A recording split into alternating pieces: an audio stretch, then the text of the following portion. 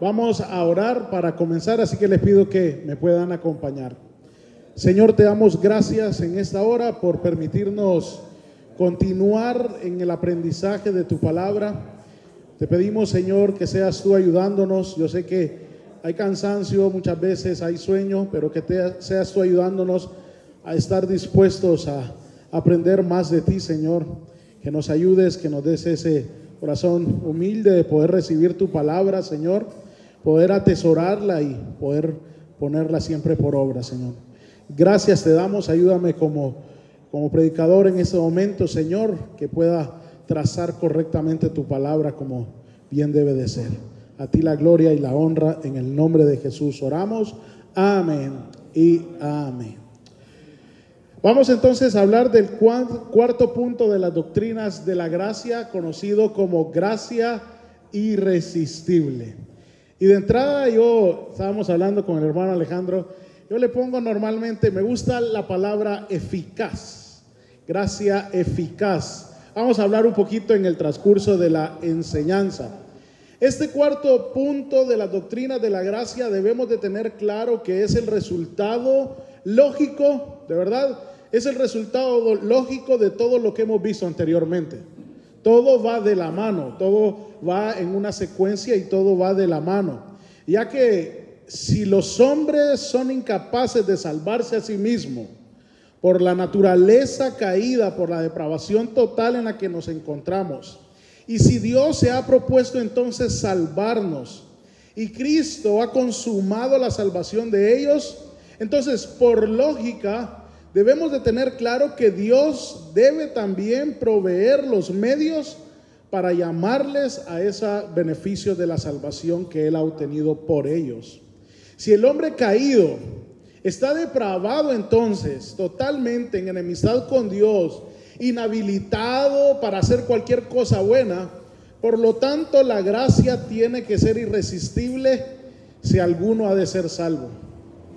Si antes de la fundación del mundo entonces Dios predestinó para ser adoptados hijos por Jesucristo, dice, según el puro afecto de su voluntad, y si Dios es un Dios soberano y sus planes entonces nunca fallan, pues la gracia salvadora de Dios tiene que siempre ser eficaz.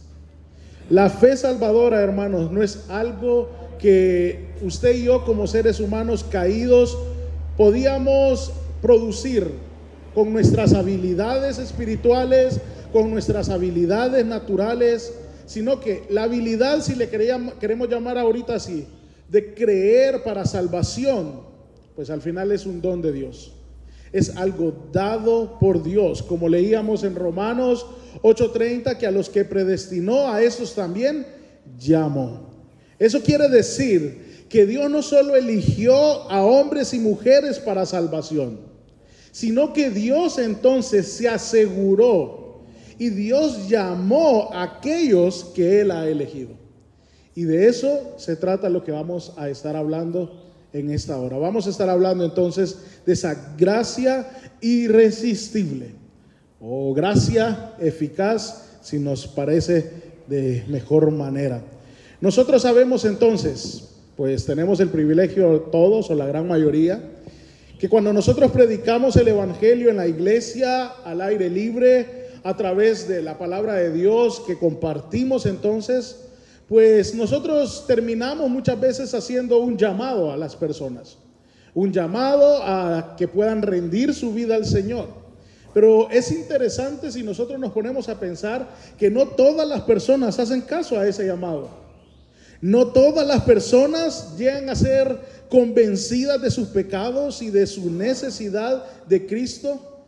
Y es por eso que muchas veces, como predicadores, hasta nos podemos llegar a frustrar. Porque nosotros incluso insistimos, ¿verdad? A veces cuando estamos en ese momento, vamos a dar un momento más para que alguien venga y se arrepienta. Y un momento más, y nosotros estamos haciendo, según nosotros, esa función. Y cuando vemos que no se responde como nosotros bien quisiéramos, pues nos frustramos. Pero es que tenemos que entender entonces, hermanos, que hay un llamado de parte de Dios que usted y yo no podemos hacer. Por eso entonces esa gracia irresistible tiene como base ese llamamiento de Dios. Y normalmente en teología lo dividimos en dos áreas. No es que sean dos llamamientos, sino en dos etapas o las dos caras de una misma moneda. Hablamos de un llamamiento externo y hablamos entonces de un llamamiento interno. ¿Qué es cada uno de eso para entender esa gracia irresistible? El llamamiento externo puede ser entonces explicado como las palabras de nosotros como predicadores. Venimos, hablamos, exponemos la palabra cada semana a decenas de personas y la palabra produce diferentes resultados. Ese llamado que nosotros hacemos, preparamos, salimos, llevamos el evangelio, pero hay algo que no pueden hacer nuestras palabras, nuestra exposición misma.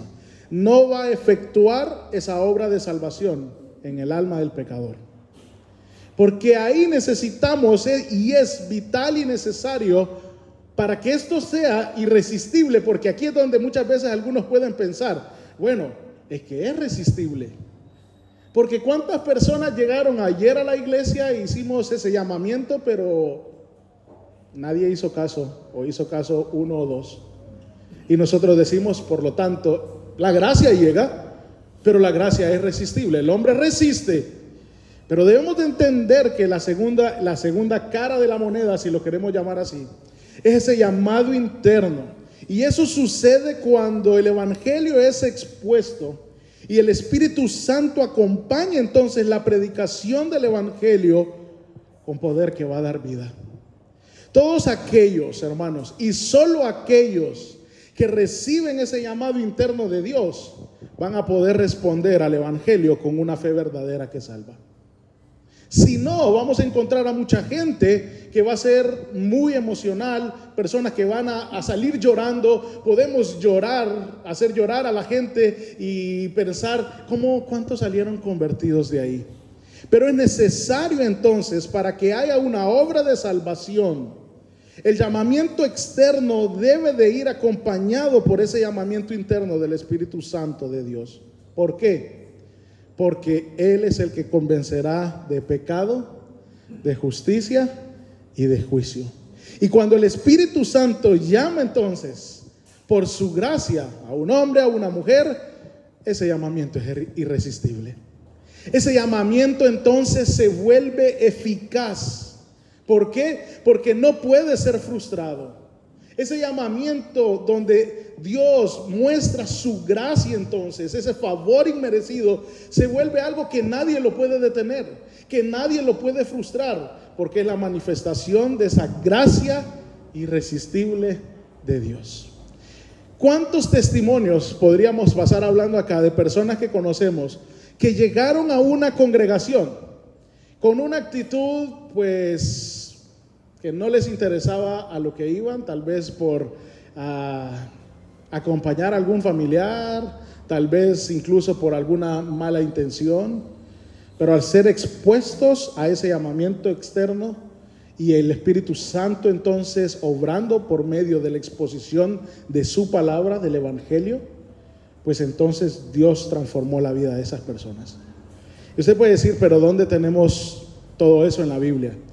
Vamos a leer muchos versículos, más de 15 versículos, así que ¿quién me quiere ayudar? Levante la mano y le voy a ir dando versículos para que me ayuden.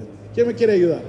Hermano, Juan capítulo 6, versículo 37. Voy a dar todos los versículos y de ahí vamos uno a uno. Hermano Iván, Juan 6, 44. ¿Quién más? Mario, Juan capítulo 6, 45. ¿Ok? ¿Quién más? Romanos, hermano, 8, 14. ¿Quién más? Gálatas capítulo 1, versículo 15. ¿Quién más? Primera de Pedro capítulo 2, versículo 9. ¿Quién más? Milton, Primera de Pedro capítulo 5, versículo 10. Luego tenemos Juan capítulo 6, versículo 65. ¿Quién más? Hechos capítulo 11, versículo 18. ¿Quién más? Vamos, ¿quién más? Despierten. Hermana, Hechos 11, 18 le di, ¿verdad, hermano? Aquí adelante. Hechos 11, 18, ahí téngalo. Hechos 14, 27, hermana. Luego tenemos, ¿quién más? Hechos 16, 14. ¿Quién? Lito. Hechos 18, 27. Me quedan pocos. ¿Quién más? Hermana. Filipenses 1, 29. ¿Quién más? Hermano. Filipenses 2, 13. ¿Alguien más? Despierten los de allá atrás. Pastor Mauricio. Romanos 9, 16. Y alguien, un último que conocemos de memoria. ¿Quién? Efesios 2, 8 al 10. Bueno, vamos a leer, como hemos dicho, hermanos, vamos a buscar en la palabra. Pues si vamos a hablar de la doctrina, pues busquemos en la palabra qué es lo que dice. Entonces, ¿qué vamos a ir haciendo? Yo voy a ir mencionando la cita por si no se anotaron todas, y si se pueden poner de pie, así escuchamos, ¿verdad? Bien todos. Empecemos entonces con Juan 6:37. ¿Qué dice? Todo lo que el Padre me da, vendrá a mí, y al que a mí viene, no le echo fuera. Gracias, hermanos. Todo el que Padre me da, ¿qué dice? Vendrá a mí. ¿Pero quién lo dio? El Padre. Y al que a mí viene, no le echo fuera. Quiero que notemos que son aquellos que el Padre ha dado a Cristo, ¿ok? Los que vendrán a Él. Y cuando vienen a Él, ¿qué pasa? Pueden estar seguros que no serán echados fuera. Juan 6:44. ¿Quién tenía? Nadie puede venir a mí si no lo trae el Padre que me ha enviado, y yo lo resucitaré en el día último. Oiga lo que dice Jesús, que es imposible entonces que los hombres vengan a Él por sí mismos. El Padre debe atraerlos, ¿ok? Y el siguiente versículo, Juan 6:45. Dice: escrito está en los profetas, y todos serán enseñados por Dios. Todo el que ha oído y aprendido del Padre viene a mí. Oiga lo que dice: todo aquel que oyó al Padre y aprendió de Él viene a mí. Nuestro Señor le está diciendo entonces, los hombres van a oír el llamamiento, ¿sí? Pero son aquellos que han sido enseñados en sus palabras, en el texto, por el Padre, quienes van a responder y vendrán a Cristo. Romanos 8:14.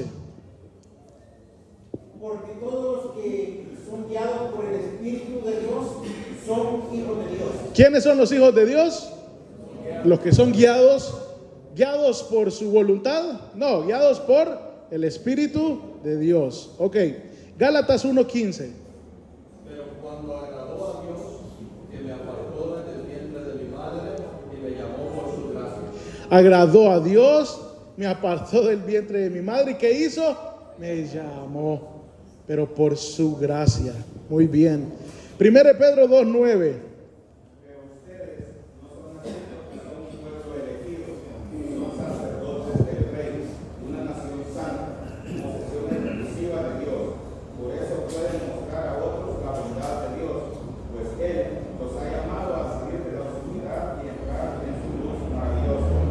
Ok, Él nos llamó entonces de las tinieblas a su luz maravillosa o admirable. 1 Pedro 5:10. Mas el Dios de toda gracia, que nos llamó a su gloria eterna en Jesucristo, después que haya padecido un poco de tiempo, Él mismo os perfeccione, afirme, fortalezca y establezca. ¿Qué hizo el Dios de toda gracia? Nos llamó a su gloria eterna en Jesucristo. Juan 6:65. Y dijo: por eso os he dicho que ninguno puede venir a mí si no le fuere dado del Padre. Trae Jesús. Ninguno puede venir a mí si no fuere dado por el Padre. Hechos 11:18. Entonces, oídas estas cosas, callaron y glorificaron a Dios diciendo: de manera que también a los gentiles ha dado Dios arrepentimiento para mí. ¿Quién ha dado el arrepentimiento?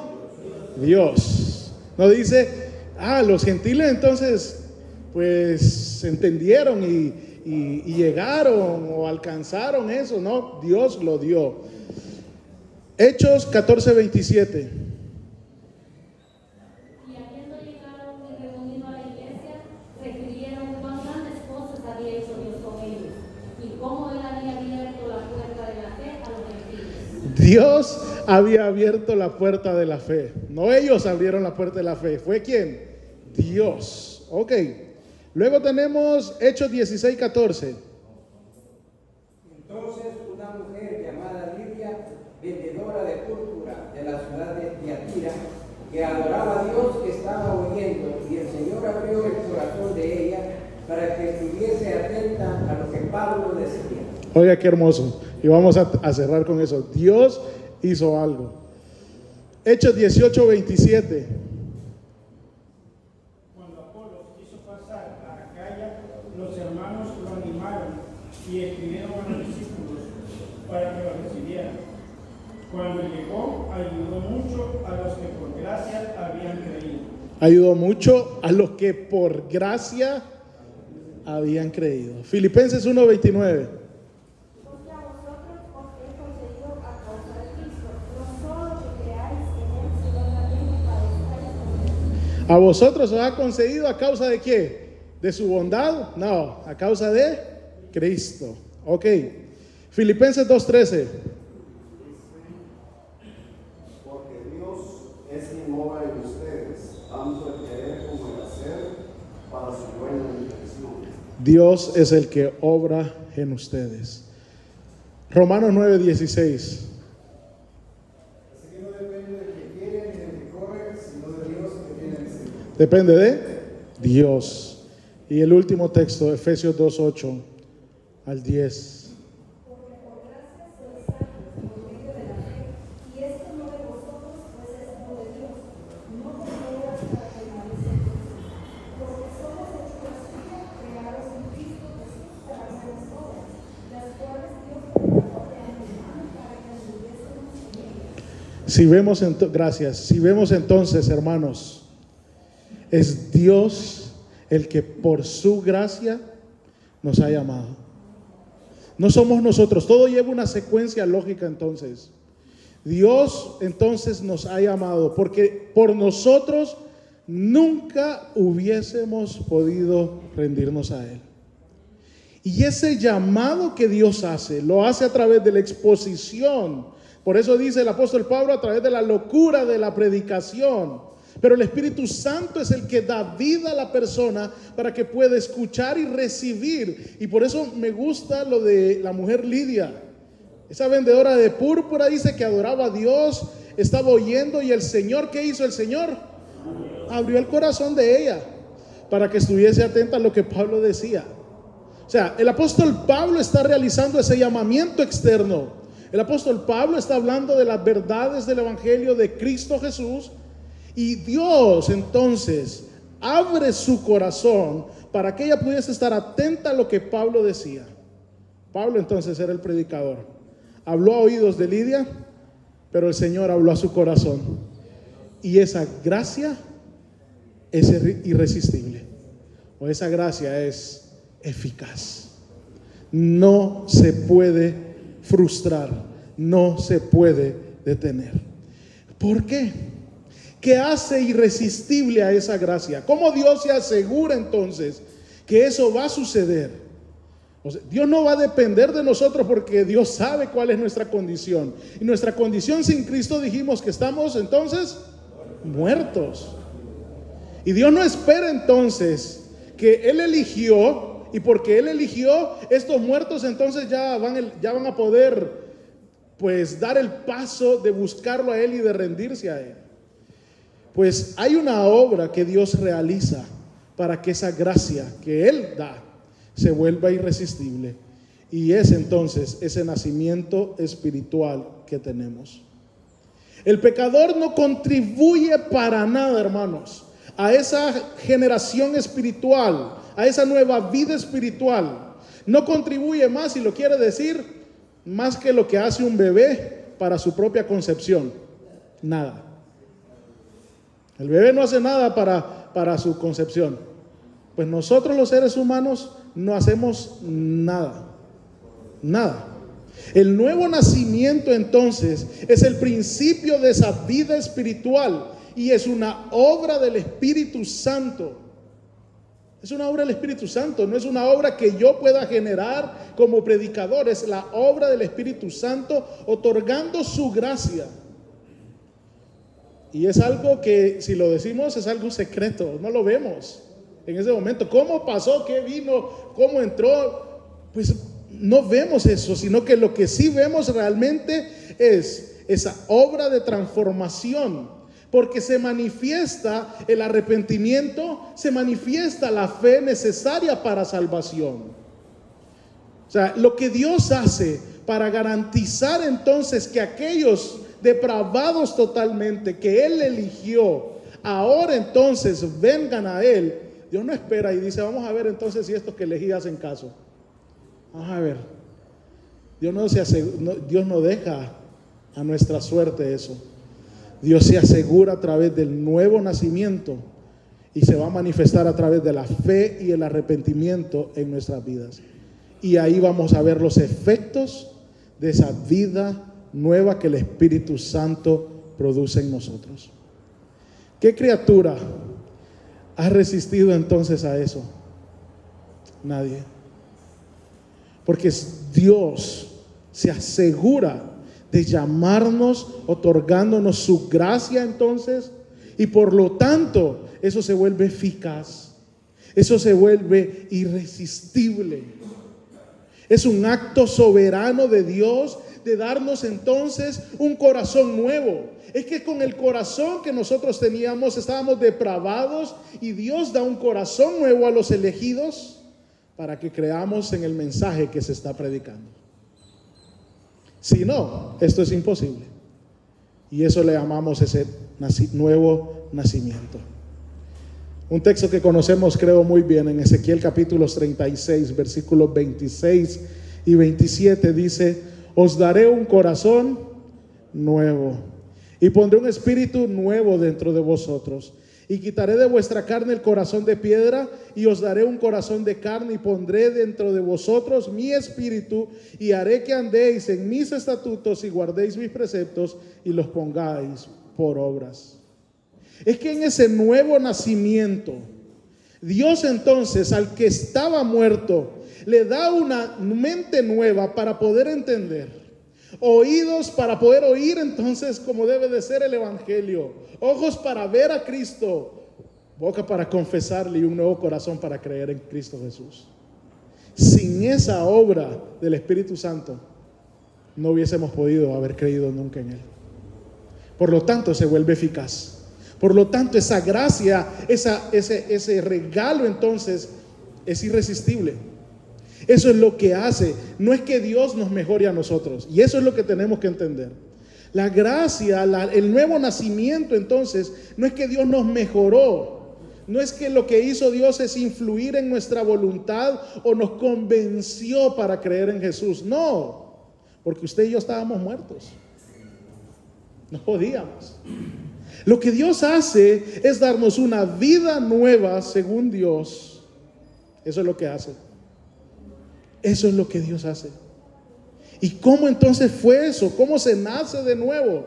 Pues un texto que conocemos, Juan capítulo 1, versículo 11 al 13 dice: a lo suyo vino y los suyos no lo recibieron, pero a todos los que lo recibieron, a los que creen en su nombre, les dio potestad de ser hechos hijos de Dios, los cuales, dice, no nacieron de sangres, ni de voluntad de carne, ni voluntad de varón, sino de Dios.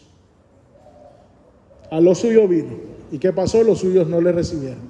¿Cómo se da ese nuevo nacimiento? No de sangre, ¿sí? No es algo que viene de una familia cristiana, no porque mi abuelo o mi padre era pastor, ¿verdad? Yo lo creí por mucho tiempo. En serio, mi papá era pastor, mis abuelos fueron pastores y yo muchas veces decía, pues yo soy cristiano. Y por lo tanto pensaba que pues Dios me había salvado. No es de sangre, no es de voluntad de carne, no es por practicar entonces una religión que significa pertenecer al reino de los cielos, no es porque alguien practique ciertos rituales ¿verdad? No, sino que realmente es la obra de Dios en nosotros. No es de voluntad de varón. ¿Por qué? Porque fui incapaz de elegir a Dios desde mi nacimiento, porque estaba muerto en mis delitos y pecados. Así es que ese nuevo nacimiento es un acto soberano de Dios, que nadie puede provocarlo, nadie puede imitarlo, nadie puede ganárselo, sino que es un acto de gracia de Dios. Y sin ese acto nadie puede salvarse. Nadie. En un segundo, si nosotros pensamos en milésimas de segundo, antes de nuestra conversión, estábamos muertos espiritualmente, depravados, siendo enemigos de Dios. Pero al siguiente instante comenzamos a creer en Jesús. Y muchas veces nosotros pensamos, es que un día entendí. No es un día entendí, es Dios obrando con su gracia en mi vida. Y por eso, pues Dios obró dándome esa nueva vida y pude entender el llamado del Evangelio. Y Dios me llevó a ese nuevo nacimiento. El apóstol Pablo dice en Tito capítulo 3 versículo 5, nos salvó no por obras de justicia que nosotros hubiéramos hecho, sino según su misericordia por medio del lavamiento de la regeneración y de la renovación del Espíritu Santo. Así que no se puede evitar, no se puede resistir. Cuando Dios llama a salvación, al que llama entonces eficazmente Dios le regenera para que pueda convertirse. Dios le da una nueva vida. Es Dios. Y quiero que me acompañen a ese texto, Juan capítulo 3.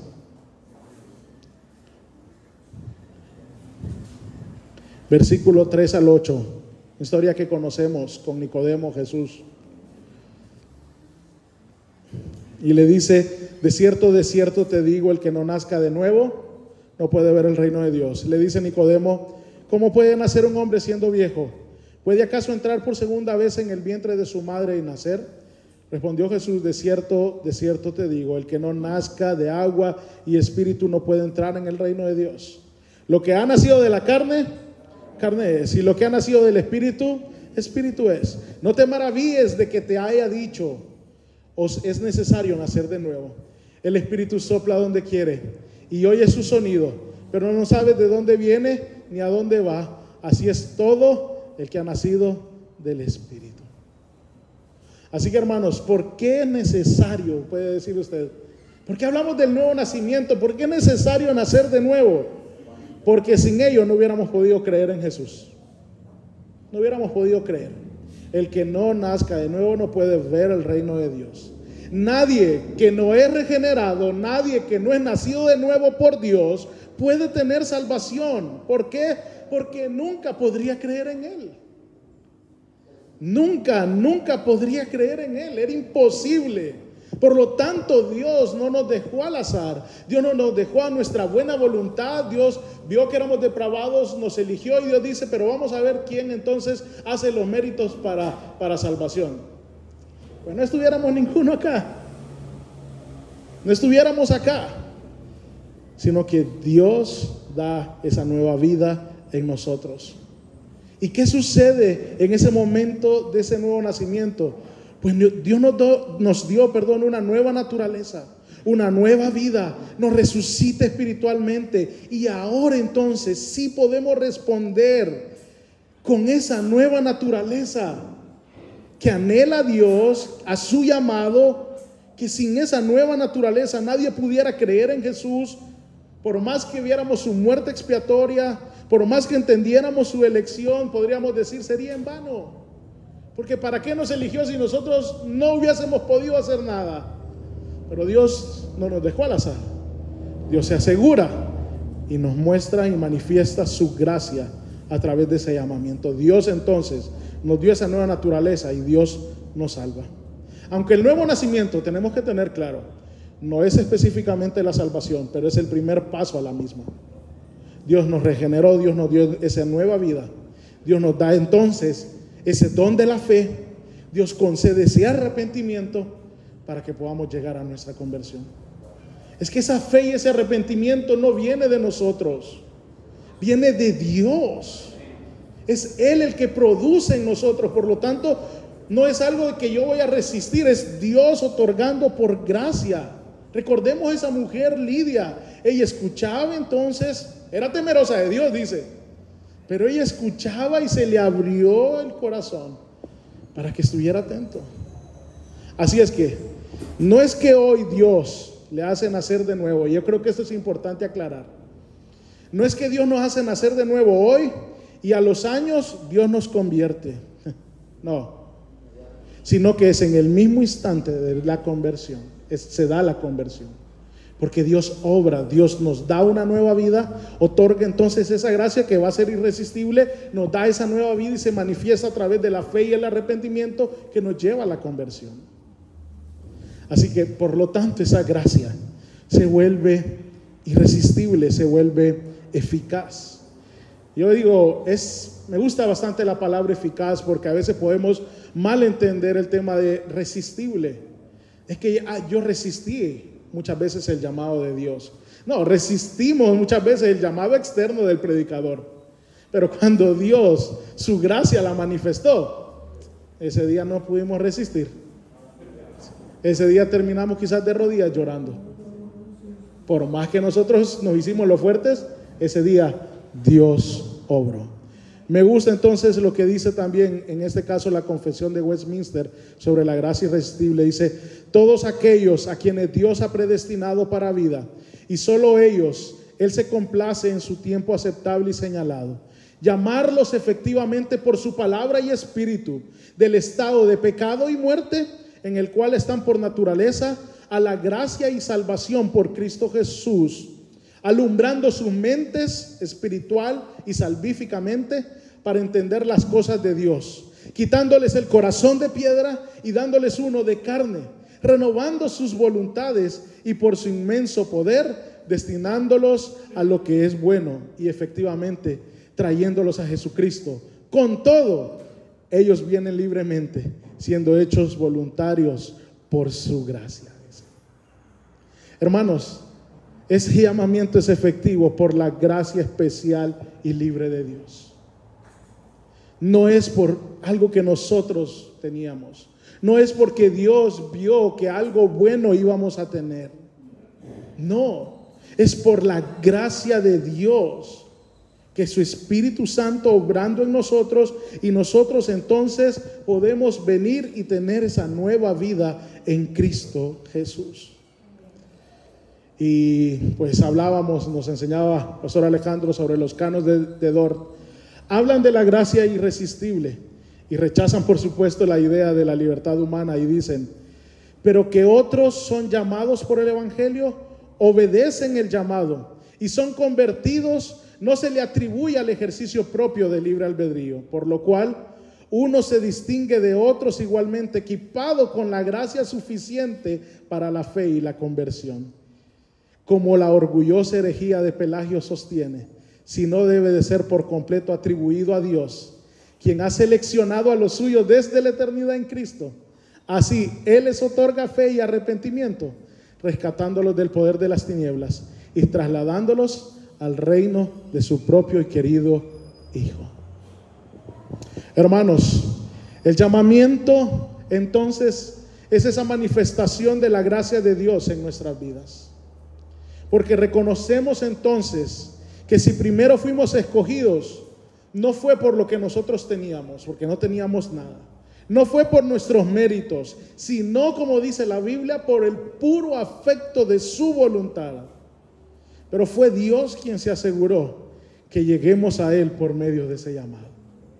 Es Dios el que se aseguró, porque no había nada bueno en nosotros que nos llevó a obedecer, sino que Dios, como el soberano de nuestras vidas, ordenó y llamó por el Evangelio. Así que hoy debemos estar agradecidos con Dios, porque ¿saben qué? No hemos hecho nada para venir a Él, nada, sino que Él nos llamó un día y por su gracia ahora estamos siendo hijos suyos. No hubo nada. Por lo tanto, entonces, si entendemos esto, debemos de vivir como es digno de nuestro llamamiento.